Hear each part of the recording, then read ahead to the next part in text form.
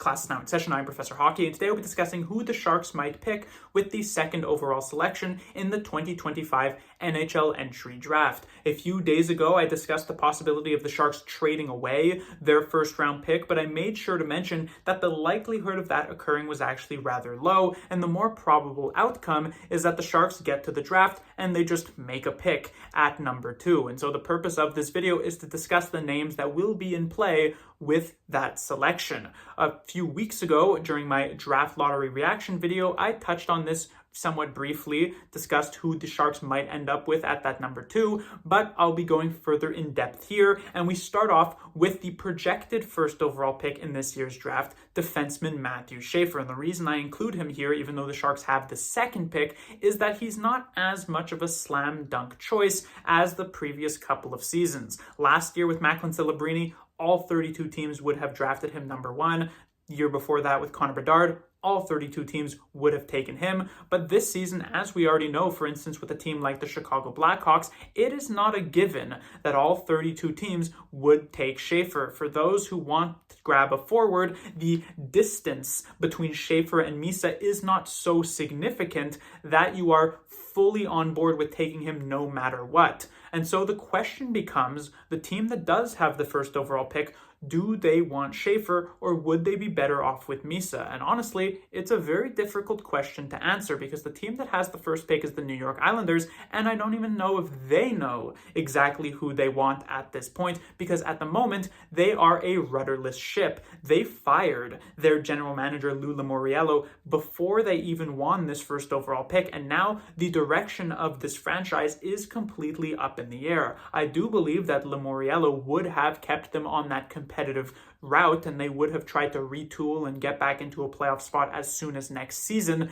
But we also know that when a new general manager comes in, he can completely change the direction of the franchise. Mike Grier did it just a few years ago with the Sharks after they had signed a mega 8-year contract for Tomas Hertl. A few months later, Grier comes in, he trades away Burns. A few months after that, he trades away Meyer and Carlson, and the Sharks commit to that full rebuild despite that big deal being given to Tomas Hertl. And so the Islanders, it's a question of which direction they will end up going in.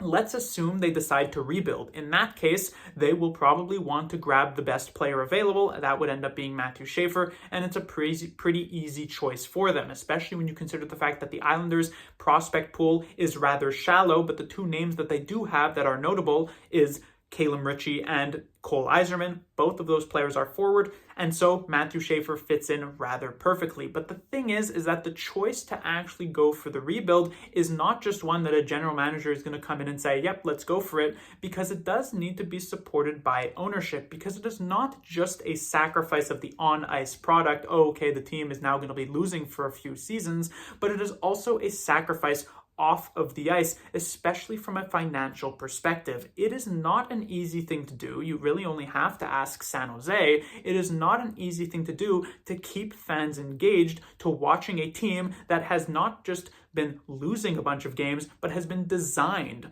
to lose those games. It is hard to convince fans to spend hundreds of dollars to go see their favorite team not just lose, but get absolutely pummeled on a game-to-game basis. And the fact that you are setting yourself up to do this for multiple seasons, if you do commit to a full rebuild, it is a pretty significant choice. It is the reason for why you see certain organizations in the NHL decide to just remain in that kind of middle of the pack of the standings, to just continue to be mediocre, because it is such a big investment to decide to just bottom out in the standings. Teams like Minnesota and Calgary, teams that are just so rarely expected to really make any sort of dent in the playoffs, but usually are in the consideration of being able to make it into the playoffs. These are teams that decide to just remain in that middle spot because, again, it is such a big and risky choice to decide to just go for the full-on rebuild. And so for the Islanders, perhaps the ownership group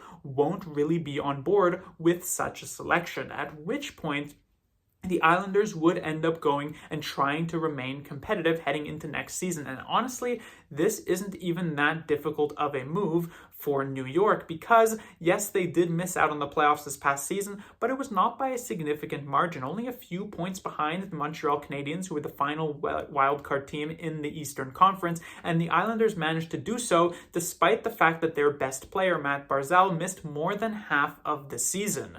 And the Islanders had a whole host of issues on top of that as well, especially when it came to their special teams. And so a few corrections made in these areas, maybe bringing in a new coaching staff, which is something that I imagine a new general manager would do, could put the Islanders back on the map. They still have a solid 1-2 punch at center with Barzal and Horvat. Anders Lee, despite getting up there in age, is still a productive winger. If they keep Kyle Palmieri, he's a free agent, but he seems to like playing with the Islanders, so perhaps they bring him back into the fold. Both Siplakov and Simon Holmstrom are pretty young players for the Islanders who found a lot of success this season. They still have a decent defense core. Ryan Pulock and Adam Pelech are solid defensive players. If they decide to re-sign Noah Dobson as well, he can be their number one guy. And if he rebounds a bit to last year's production, 70 points, that's very effective. Romanov is a solid defenseman. And all of this will be happening in front of one of the better goaltenders in the entire NHL with Ilya Sorokin. It is not entirely out of the question. In fact, it is a decent chance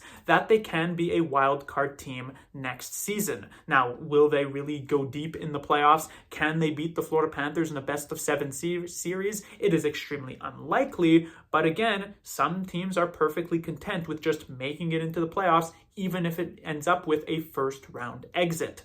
As such, assuming the Islanders go for this type of quick retool and instead just use this first overall pick as a player to come into the lineup and try to bring immediate aid, well, now Schaefer's question of being that first pick is up in the air. Yes, the Islanders absolutely could still go for Schaefer if they really truly believe he's the best player by far. That is their obvious choice. But you could see them deciding to lean to a forward still. As I mentioned, the Islanders, they want to be competitive right away, and Schaefer is not the type of short-term answer. He is a very, very young player. He only turns 18 a couple of weeks before training camp starts. He was very close to being draft eligible in 2026. On top of that, he is a defenseman, which take a little bit longer to develop than forwards. And then on top of that, he missed 3/4 of this season. It is expected that he will be heading back to juniors next year. And then even though he'll probably make the NHL the year after that, just how much he'll make an impact is still questionable. Compare this to a forward like, for instance, Michael Misa, the player who many people believe to be the best forward in this year's draft. He could perhaps, it's not a guarantee, but he could perhaps make the NHL right out of the gate here in his D+1 year. He might not be immediately a top 6 player like Celebrini or like Connor Bedard, but he could be someone you stick on a third line, maybe even on the wing in the third line, have him play next to someone like Pajot, behind players like Horvat and Barzal, who have had playoff success in the past, would be solid mentors for this player. And then the year after that, Misa can truly jump in to an effective scoring top 6 position. And that is one of the biggest needs for the Islanders. This past season, there were only 4 teams who scored less goals than the Islanders. As I mentioned earlier on, their special teams were a disaster. In particular, the power play was really, really bad. These are aspects that Michael Misa could pretty quickly help out in. And that is something that maybe Schaefer wouldn't be able to contribute to immediately within the next year or two. On top of that, one last thing to mention here in terms of this comparison is that there is a little bit of risk involved in drafting Schaefer at number 1. If the Islanders do commit to trying to be competitive, they want to make sure that with this gift, this blessing of this first overall pick, that they do not miss. And Michael Misa is an extremely safe choice. Maybe not so much the case for Schaefer. As I mentioned, he missed about 3/4 of this season. And the thing is that this is not a player who has been projected to be the first overall choice for years and years. For instance, had Connor Bedard missed 4 months of his draft year, he would have easily gone number 1 anyway, because people were very well aware of what he's capable of. But 365 days ago, Matthew Schaefer was not viewed as the first overall pick. In fact, he wasn't even viewed as contention for that first overall pick. I actually went back and read an NHL.com article from about a year ago, and there was conversation of Hagens being projected number 1, and there were other players involved like Michael Misa and Porter Martone and Anton Frondel who were mentioned, but Matthew Schaefer was not brought up. While he was still viewed as like a top 10, top 7 type of choice in that year's draft, people thought he didn't really have much of a chance at number 1. He quickly rocketed up draft boards, but in a small sample size. I'm not trying to say that he's going to be a complete bust. Like I said, I would want the Sharks to take him at number 1, but you do have to recognize and acknowledge that there is at least a slight bit of risk involved, and perhaps a team in the position of the Islanders who are looking to be competitive, assuming that that's the direction that they take, they might not want to take on such even small risk. One final thing to mention here, I've been talking about Schaefer or Misa, but there is one other player that does need to be brought up. I wouldn't even bother talking about him with any other team having the first overall pick, whether it be Nashville or Boston or Philly or Chicago. No reason to bring him up, but with the Islanders, it is a very unique case, and that is, of course, James Hagens, because of the fact that he was born on Long Island and he grew up as an Islanders fan. And you might think, okay, that's like a cool story, but is that really all that important? Well, if we consider the history of the New York Islanders, it is a lot more notable. 16 years ago was the last time the Islanders had a first overall pick. That was back in 2009, and at the time they used it to draft John Tavares. He played out his entry-level contract, his first big contract as well after that, his first extension. I believe that was a 6-year deal. He looked really good with the Islanders, but they got to the final year of his deal, and the Islanders were on track to miss the playoffs that season, and they wanted to re-sign Tavares, and yet Tavares was pretty shaky about his commitment to the Islanders. Now, at that point, New York would have loved to trade him away because they could have gotten a ton of assets for him because he was still considered one of the best players in the league at that time. But Tavares, because he was not really giving much of a clear answer, the Islanders thought that in free agency, they'd be able to re-sign him anyway, especially since they had access to giving him an 8th year on his deal, something that no other team could really offer up. But as Sharks fans are very well aware of with the story of John Tavares, because they made a push to try and bring him in as well, he decided to sign with the Toronto Maple Leafs because he grew up as a Toronto Maple Leafs fan, and he became public enemy number 1 for Islanders fan, probably still is to this day. And so now, 16 years later, you have a do-over here. You have another first overall pick, and now given the chance to draft someone who you know would be fully committed to remaining with your organization for the entirety of his career, that might be pretty enticing for many Islanders fans, and perhaps as well for the Islanders ownership group on top of that. And it's not as though this is a massive reach. Obviously it is. This is a player who most people right now are expected to be more so in like the 3 to 5 range, but it should be noted that 8 months ago, if you asked people, they would have said he was their first overall pick. And even 6, maybe 4 months ago, you asked people who they thought the best forward in the draft was, they would have perhaps said James Hagens as well. And so he is a reach for sure, but one that you could theoretically see the Islanders going for. I don't think it's particularly likely, but it is someone who you do have to mention at least briefly, even if no other team would have taken him, because of these unique circumstances surrounding the Islanders. I could technically see it happen. But now moving on, let us assume that the Sharks are unable to actually draft Matthew Schaefer. He does, like is expected, get taken at number 1 by the Islanders. Who else is available here? Well, as I was talking about previously, the best forward in this draft is expected to be Michael Misa, and that is a very good consolation prize. It is not the case like the previous 2 seasons where if you didn't end up with first overall, you were rather sad. Here, yes, it's unfortunate because of how well of a fit Schaefer would have been for the Sharks organization, but Misa is an absolutely great choice still. He's a player who's very much similar to Macklin Celebrini in the sense that he is just so good at pretty much every single aspect of the game. He is a great scorer in terms of goal scoring, but he's also a great passer, good vision, smart player. He attacks the middle of the ice well. He moves well. He plays on the penalty kill for Saginaw Spirit in the OHL. He plays on the power play. On top of that, is relatively physical, not exactly like a big imposing force on the ice, but he holds his own. He's got decent size to his game on top of that. So there's so many things to love about Misa. Misa. He doesn't quite have the high level ceiling as a Celebrini, which is why he's not like projected to be the clear-cut first overall pick this season like Celebrini was last year, but he is in that similar vein where at the very least you would expect him to be like a 50 or 60 point player at the absolute worst here in the NHL while providing everything that you need in terms of penalty killing and power play and things like that, but the possibility of also just being an absolute star in the NHL, a point per game, 90 plus point type of player. So really you cannot go wrong with the selection at number 2. And I know while most Sharks fans do want Schaefer, there is a contingent that is really excited about adding Misa because of what it would mean to the Sharks top 6. And you cannot deny that the Sharks top 6 for the immediate future here would be insanely good. Imagining a 1-2 punch at center of Celebrini and Smith, or even if Smith doesn't work out, you can have Misa take up that center role, but let's assume Celebrini and Smith. Then Misa plays on the wing. You add Eklund there, who is already like a solid second liner. There's room for growth on top of that. Chernyshov projects out as a top 6 player and showed tremendous promise in the admittedly small sample size in the AHL this season with the Barracuda with his 1 playoff game. And then that final spot could either be filled by another Shark draftee like Haltonen or Quinton Musty, or perhaps a trade or free agent pickup. It's important to remember, you take a look at like the Florida Panthers from this past season that won the Stanley Cup. They had drafted Alexander Barkov, but Tkachuk as well as Sam Reinhart were both traded for. You look at the Colorado Avalanche, they drafted Rantanen and McKinnon and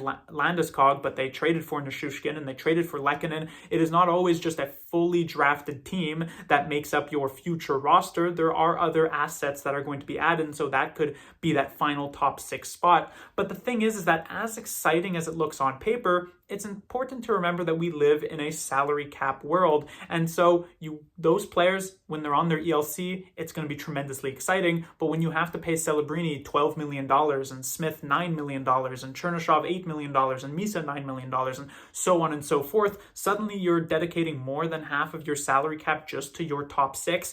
That is a pretty extreme sacrifice. Just ask the Toronto Maple Leafs, who set up about $45-ish million to just 4 players, their top 4 forwards, Tavares, Marner, Matthews, and Nylander. It does not leave a lot of cash available to your bottom 6, your offensive depth. It does not leave a lot of cash available to your blue line or to your goaltending either. And so if you look at the Sharks and then you add in a guy like Sam Dickinson, who might make like $7-8 million, you add an Askarov, who might make something similar to that depending on how well he ends up, and now there's even less money available to go around to fill out the rest of the team. And so in the end, even though you do draft Misa and you add him to an incredibly exciting top 6 group, you probably have to trade one of those players for a defenseman anyway, but at least in the short term, it would be really cool. And as Mike Greer himself has said, you're not going to see any crazy reach for a defenseman past Schaefer. He had mentioned that after Schaefer, it's a forward-heavy draft. And like I mentioned, the best forward does seem to be Michael Misa, so he seems to be the really easy and safe pick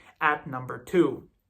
But there is one other name that does need to be mentioned specifically here, and I talked about him a few weeks ago in my draft lottery response reaction video, simply because he feels like such a Mike Greer type of player, and now a couple of weeks later, very much still a possibility that he will be the Sharks' choice at number 2, and that is Porter Martone. And I thought one of the most interesting things here that I do want to start with in this discussion is that there was a interview that Brody Brazil did on the day of the draft lottery with Sharks president Jonathan Becker. And it was a nice interview, about 8 or 9 minutes. But right at the end, literally the last few seconds of the interview, he had mentioned that just those last 5 seconds, he had said that he feels as though the Sharks are going to get their guy in this year's draft. And that is a pretty bold statement to make, because let's say the Sharks had Schaefer as their number 1 choice. To suspect that the Islanders are going to go for Michael Misa,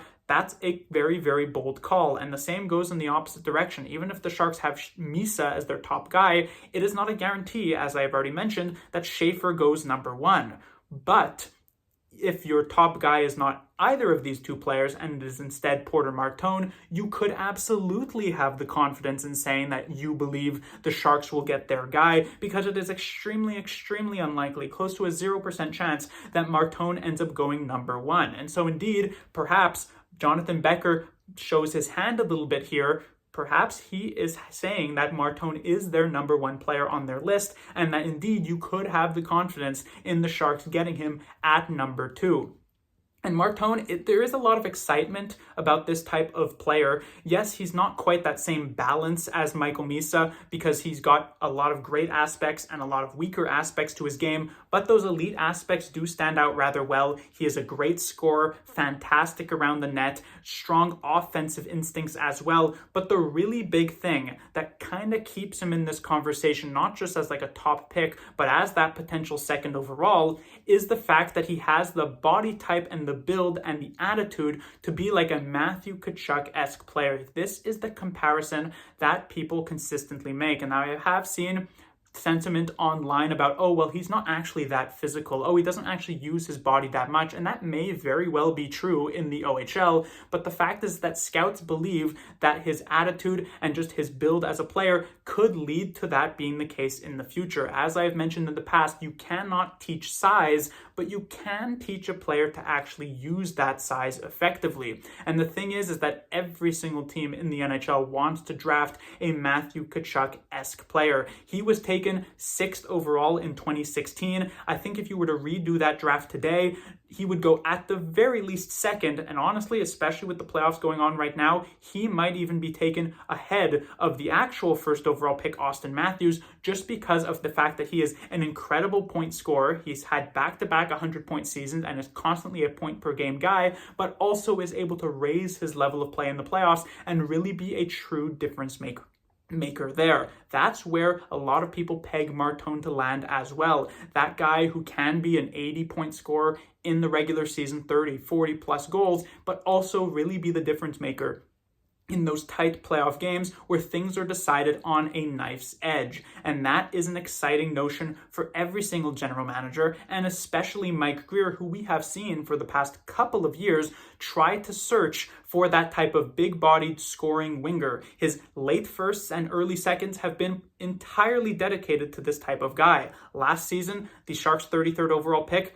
that was Igor Chernyshov. The year before that, their late first from the Timo Meier trade, as well as their early second, was Quentin Musty and Kasper Helton. And all three of these players are at the very least 6'2", solid scoring wingers who also have that kind of, not physical aspect to their game, but are guys who are not necessarily going to get pushed around. The chance to get someone like that here at a high draft pick, it could be very, very enticing. I mean, we literally saw Mike Grier trade away Fabian Zetterlund, who had some strong aspects to his game, a good fit for the roster, but he trades him away because he's less than 6 feet to bring in a guy like Zach Ostapchuk, whose really only calling card here is the fact that he's 6'3" and he's willing to get into it physically with opposing teams' players. That's the direction Mike Grier wants to go, and it is one that is fully agreed upon by the Sharks' current head coach, Ryan Warsofsky, who in a game after, I believe, against the Washington Capitals this season, he talked about how the fact that size wins in the NHL, and as we saw with the Florida Panthers winning the